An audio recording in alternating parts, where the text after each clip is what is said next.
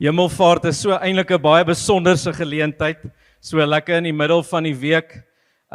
Ek hoor hier's mense wat al vir die laaste 4 aande by die kerk is. Waar is julle?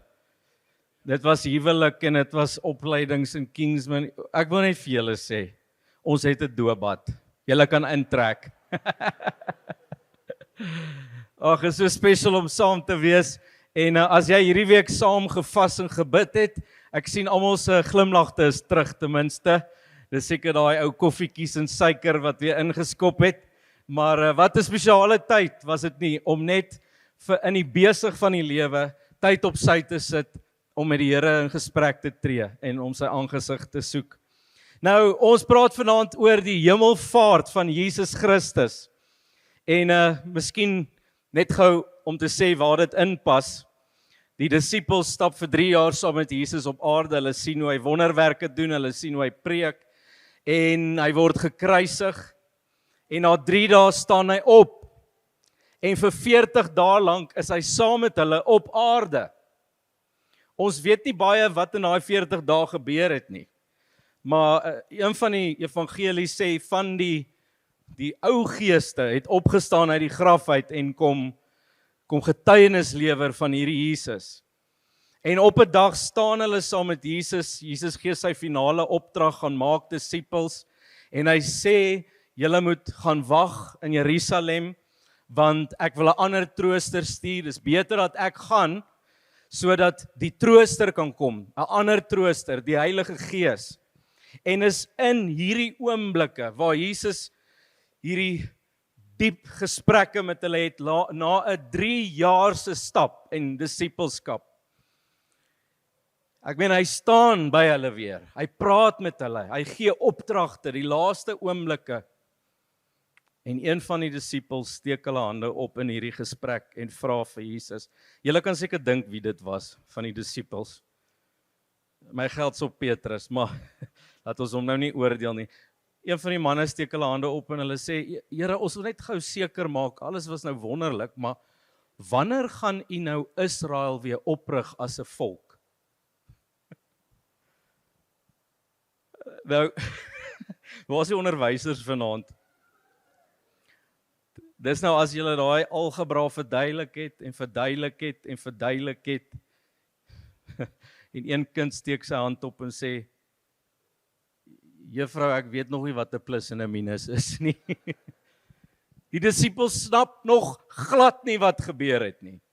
Hulle is nog steeds van mening dat al hierdie dinge gebeur het net sodat Jesus Israel weer kan verlos van die Romeinse onderdrukking en heerskappy, sodat Israel weer 'n volk kan wees op hulle eie. En Jesus antwoord terug en hy sê, ek gaan dit nie vir julle sê nie. Dis nou iets wat ek vir myself hou. Julle moet maar kyk wanneer Israel weer 'n volk gaan wees. En is in hierdie gesprek op 'n baie awkward moment begin Jesus en hy vaar op sonder 'n vuurpyl, sonder 'n jetpack. En ek wil dit graag vir julle lees. Handelinge 1 vers 8 sê, maar julle sal krag ontvang wanneer die Heilige Gees oor julle kom en julle moet my getuies wees in Jerusalem, Judea, Samaria tot aan die einde van die aarde. En toe hy dit gesê het, is hy opgeneem terwyl hulle toe kyk in 'n wolk het hom uit hulle gesigveld weggeneem. En terwyl hulle soos hy gaan stip na die hemel bly kyk, staan daar met eens 2 mans in wit klere by hulle en vra, Galileërs, waarom staan julle en staar na die hemel? Hierdie Jesus wat van julle na die hemel weggeneem is, sal net so terugkom soos wat julle hom in die hemel sien weggaan het. Nou, ek vermoed die disippels het vir 'n rukkie gestaan en kyk. Ek vermoed hulle het seker gewonder, Here, wat is hierdie teken? Wat is hierdie ding wat U nou vir ons wil wys? U gaan nou wolke toe en almal staan nou, wanneer kom hy terug?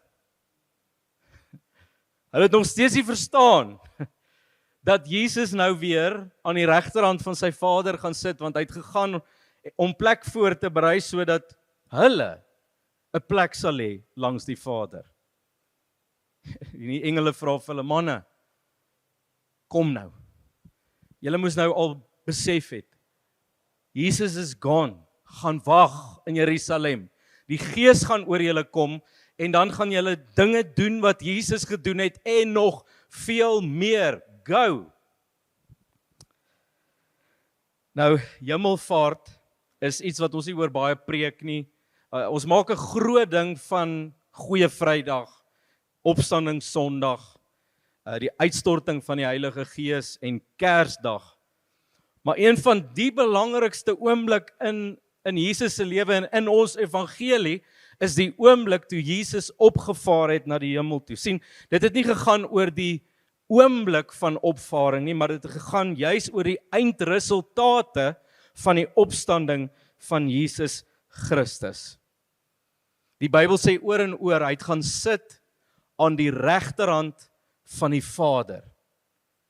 Ek wil hê jy moet saam met my die prentjie sien. Die oomblik na die opstanding. Jesus was vir 40 dae nog by sy disippels om laaste goed te sê en hulle nog reg te help met 'n paar dinge en toe hy gaan, toe verstaan hulle nog steeds nie. Maar dink gou aan uit die hemelse perspektief toe Jesus terugkom huis toe. Laas wat hy in die hemel was hy God. Toe hy aarde toe gestuur word hy mens en God. En toe hy terugkom hemel toe, was hy mens en God, die eerste mens wat ooit in die hemel is. Dink gou vir my vir 'n oomblik aan die erewag wat staan. Hier kom die lamgeslag, die koning stap in. Hy is die oorwinnaar. Hy het die dood oorwin, hy het Satan oorwin, hy het sonde oorwin. En hy stap tot heel voor by die troon en daar's 'n troon gereed vir hom en hy gaan sit langs sy Vader. Ek wonder wat sê die Vader vir hom. Ek dink as ek nou my verbeelding moet gebruik, daar was seker een groot gejuig van ons het dit gedoen. Die werk is klaar. Ons het vir ewig die mensdom verlos van sonde, van dood, van Satan. It is done.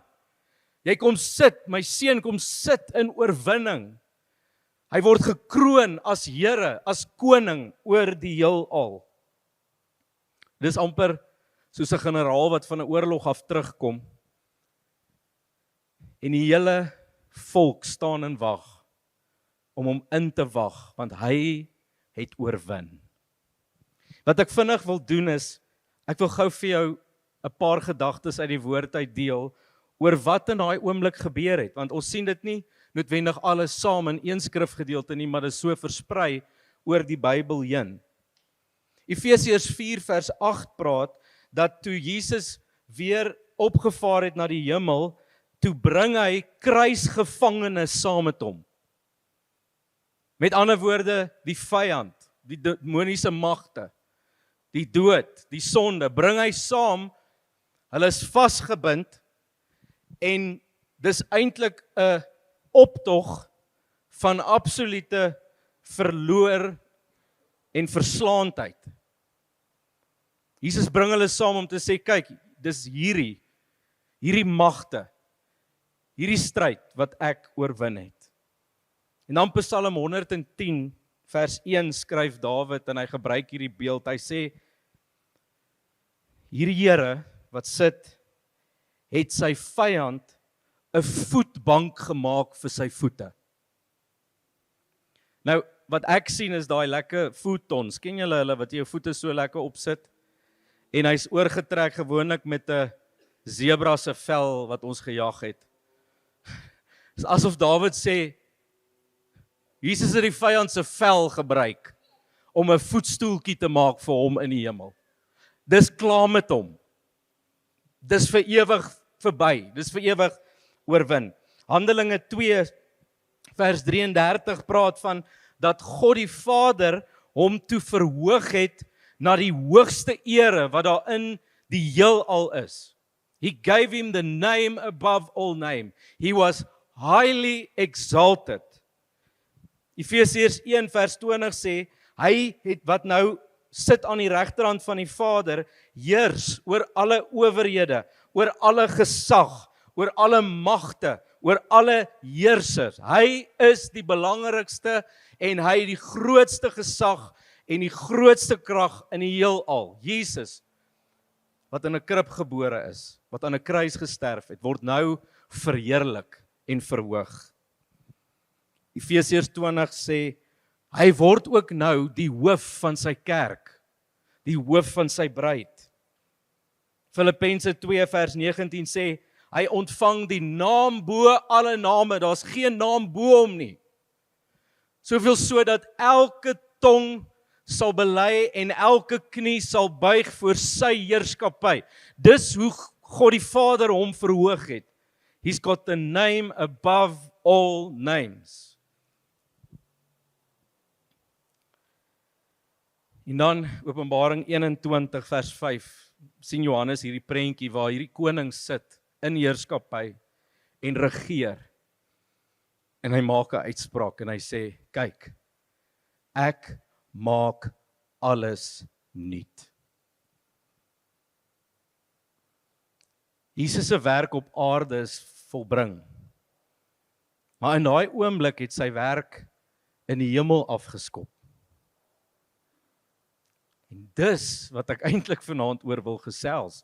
Want sien, hierdie hemelvaart oomblik was nie net 'n wonderlike oomblik wat ons onthou wat gebeur het nie, maar hierdie hemelvaart oomblik het 'n implikasie nie net op Jesus nie, maar op jou en my.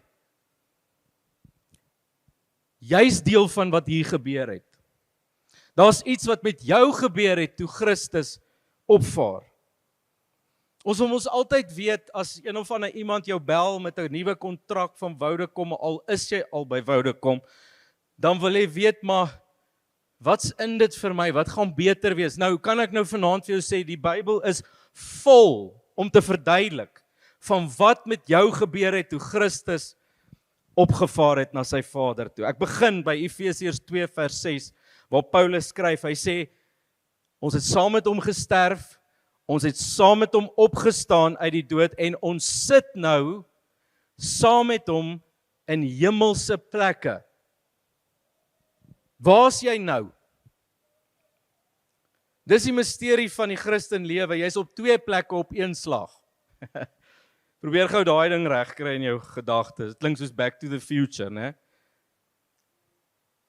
Jy's in ewigheid saam met Christus in hemelse plekke, maar jy's in realiteit hier nou op aarde. Jy's gelyk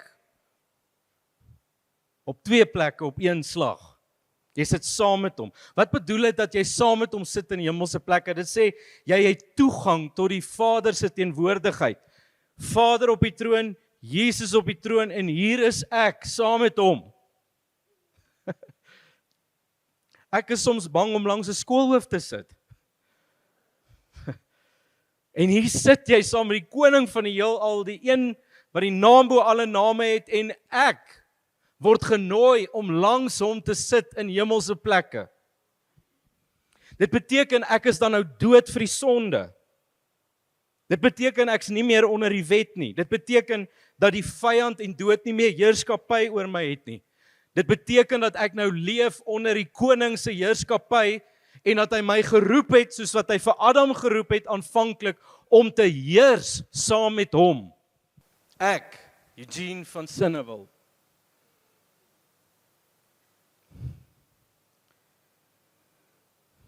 Dit beteken ons het 'n hemelse perspektief. Handelinge 2 vers 33 skryf Lukas een van die belangrikste goed, en hy sê toe Jesus opgevaar het, het hy die belofte van die Heilige Gees by die Vader ontvang. Met ander woorde, daar was 'n ooreenkoms tussen die Vader en Jesus om te sê, as jy hierdie werk gaan klaarmaak, dan gaan ek die Heilige Gees vir jou gee. En dan sê dit, en Jesus het die Heilige Gees uitgestort oor ons.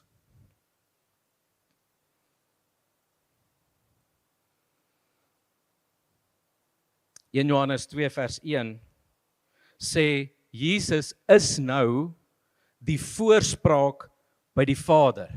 Ons voorspraak by die Vader.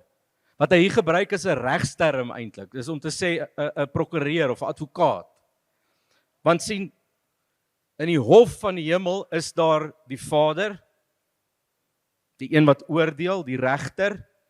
Daar's die aanklaer, wie's hy? Satan. En dan het jy 'n regsverteenwoordiger in die hemel, Jesus Christus. So die Satan kom klaar nog steeds aan by die Vader en sê, het julle gesien wat hier gebeur? Maar jy het 'n voorspraak, 'n regsverteenwoordiger in die hemel, en dis Jesus Christus wat namens jou praat en sê, wag 'n bietjie. Hierdie persoon is ingesluit in my dood, in my opstanding, in my lewe, en hierdie persoon sit reeds saam met my in hemelse plekke. Daar's geen meer aanklag teen hierdie persoon nie. Hy is ons voorspraak, sê die woord. Romeine 8 vers 34 sê, hy tree vir ons in by die Vader. Wat beteken dit? Dit beteken Jesus en die Vader het 'n gesprek soms oor jou. Waar Jesus intree namens jou. Waar jou woorde en jou begeertes wat jy probeer uitspreek teenoor die Vader nie altyd lekker daar aankom nie, maar jy het iemand om dit vir die Vader te interpreteer. Wat sê, Vader, hierdie kind van my, hulle kry nie woorde uit vanaand nie, maar kom ek sê gou vir jou wat in hulle harte aangaan.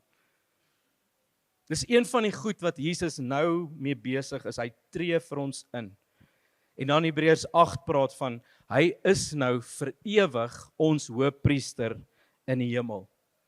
Onthou, 'n priester moes jaar in en jaar uit 'n offer bring namens die volk.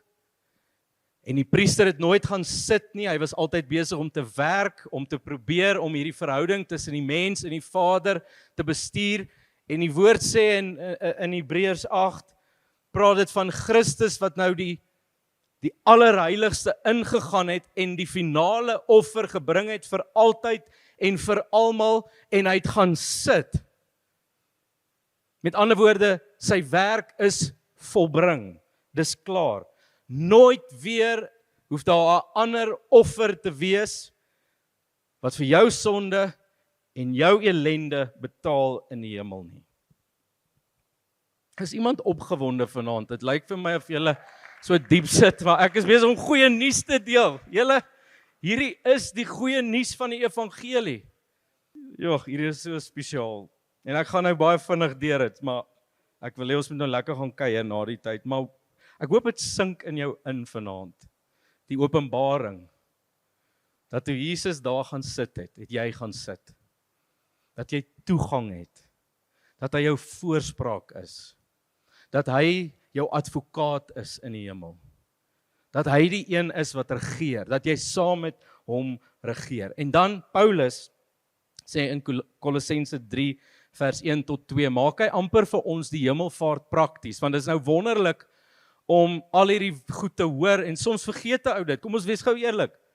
Soms wanneer jy in die verkeer vassit of jy's besig om 'n radio te luister, dan vergeet jy's in hemelse plekke en dan bevind jy jouself hier op aarde.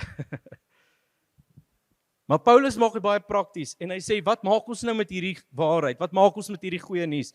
Kolossense 3 vers 1 tot 2, hy sê, as julle dan saam met Christus opgewek is, soek die dinge wat daar bo is, waar Christus is, en aan die regterhand van die Vader sit. Bedink die dinge wat daar bo is, en nie wat op die aarde is nie. Ek het dit nou genoem, daar's 'n misterie in die evangelie dat jy op 2 plekke gelyk is, maar dit gaan nie oor die plekke nie, dit gaan oor die realiteit waarbinne jy is. In ewigheid is jy in hemelse plekke alreeds. Daar was nie tyd nie, jy's daar. Maar jy bevind jouself in 'n aardse realiteit nou. En wat Paulus hier doen, wanneer hy sê, dink die dinge wat daar bo is, soek die dinge wat daar bo is. In plain gewone Afrikaans sê hy, kry jou kop en jou hart in die hemel, terwyl jou hande en jou voete en jou lippe en jou ore hier is. Kry jou gedagtes en jou hart vir dit wat daar bo is, dit wat ons nou oor gepraat het. Sien, die Onse Vader bid Jesus en hy sê, laat u koninkryk, laat u wil geskied, soos in die hemel, so ook op die aarde. En ek dink is verskriklik belangrik om die volgorde raak te sien hier. Paulus sê, kry jou gedagtes, kry jou emosie in die hemel, sodat dit op die aarde kan gebeur, wat reeds in die hemel gebeur. Met ander woorde, laat die hemelse realiteit jou aardse realiteit beïnvloed. Ek dink soms, wanneer ons oorweldig is met aardse realiteit, dan is dit asof ons afgesonder raak en geïsoleer raak van wat eintlik in hemelse realiteit is en gebeur. Ons raak ingesluk in aardse realiteit en wat Paulus sê is nee, maak seker dat jy konstant jou gedagtes en jou hart in die hemel hou. Een van die mooiste voorbeelde daarvan is die eerste sendeling, Stefanus. Stefanus praat met die Sanhedrin en hy maak hulle verskriklik kwaad en hulle kom na die hoofpriester toe en sê, hierdie ou praat sleg van ons God, hy praat sleg van Moses, hy praat sleg van die wet, hy praat sleg van ons tempel. Kom ons kry hom van hierdie aarde af. Hy staan voor die hoofpriester en die hoofpriester kyk hom in die oë en hy sê, Stefanus, is dit reg wat hulle sê? Het jy dit gesê? Stefanus sê nie net ja pastoor of ja priester nie. Hy begin die preek van vooraf. Hy sê, laat ek net gou weer verduidelik en hy vat hom van Abraham af. Gaan lees dit. En hy werk hom deur Moses en hy gaan weer na die tempel toe en weer na die wet toe. Dis asof 'n ou wil dink, waarmee is jy besig, Stefanus? Die manne staan met jou vonnis gereed en hy preek dieselfde preek wat hulle kwaad gemaak het en die woord sê hulle raak so woedend dat hulle hom uitsleep om gestenig te word. En terwyl hulle hom stenig en terwyl hy daar staan, sê die skrif, het hy 'n visioen gesien en opgekyk na die hemel en Jesus sien staan langs die Vader. Jesus is mos nou nog nie, hy het opgevaar, hy het gaan sit, maar in hierdie oomblik staan hy. En dan hierdie wonderlike ding, ek sien Jesus staan aan die regterhand van die Vader en sy laaste woorde op hierdie aarde, terwyl hulle hom stenig, is, Vader, moenie hierdie sonde teen hierdie mense hou wat my nou gooi met klippe nie. Sien, wat gebeur hier? In Stefanus se aardse realiteit, is dit wat hy preek en dit wat hy sê, besig om sy lewe te kos.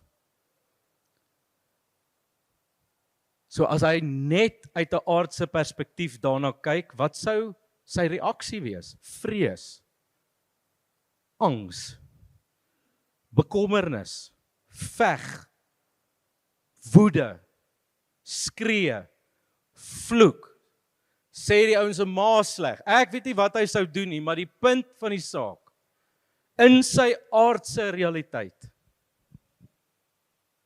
sou hy so optree, maar hy slaan sy oë op na die hemel en die Here wys vir hom 'n beeld hoe Jesus staan uit eerbied, uit respek vir dit wat Stefanus nou deurgaan en dit wat hy doen. En dan is sy reaksie, Here vergewe hulle, moet dit nie teen hulle hou nie. Sien, Stefanus is in 'n aardse realiteit waar hy besig is om sy lewe te verloor en hy kyk En hy kry sy gedagtes in die hemel en hy sien hoe Jesus staan. En is asof die aardse realiteit waarin hy nou is, it grows strangely dim. Van sy koning staan.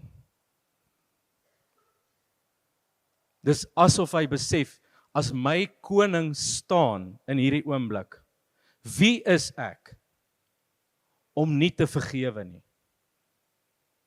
Hy was 10 by die kruis, mens weet nie. Hy het seker gehoor hoe Jesus sê, Vader, ek vergewe hulle. Wie is ek dat ek hulle nie kan vergewe nie? Hoor net gou hier. Hy is iemand wat vasgevang is in sy aardse realiteit, maar wat met sy gedagtes en sy hart in die hemel is. Nou, daarmee sê ons nie, jy weet, jy moet so heavenly minded wees dat you're no earthly good. Nee, jy moet jou gedagtes en jou hart in die hemel kry, so that you can be the good and the presence of the Father in this world. Dis vanuit die ewige realiteit wat ons na ons huidige realiteit kyk. Die ding wat jou vies maak, die stuk onreg wat aan jou gedoen is, die mense wat jou in die rug steek, die pyn wat jy beleef, as jy vanuit 'n aardse perspektief daarna kyk, is daar geen hoop, dis net ellende, maar as jy jou gesig en jou oë en jou gedagtes in die hemel kry, dan sien jy Christus wat staan, Christus wat finaal gesê, dit is volbring, alles sal herstel word, alle goed wat nie reg is nie, sal reggestel word, die dood is nie meer, die trane is nie meer, hartseer is nie meer, daar's nou net vreugde en heerlikheid en hoop en liefde. En dan kyk jy na jou aardse realiteit en jy dink, my maggies, weet jy wat, hierdie R50 wat hulle nie vir my gegee het nie, bless hulle. Hierdie ou dingetjie wat my dag omgekrap het. Weet jy wat? Nie, dis fine, dis reg, nee, dis in die perspektief van die ewigheid.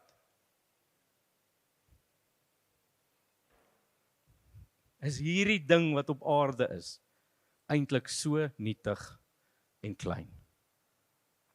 Ons moet ons kop en ons harte in die hemel kry. Kom ons bid.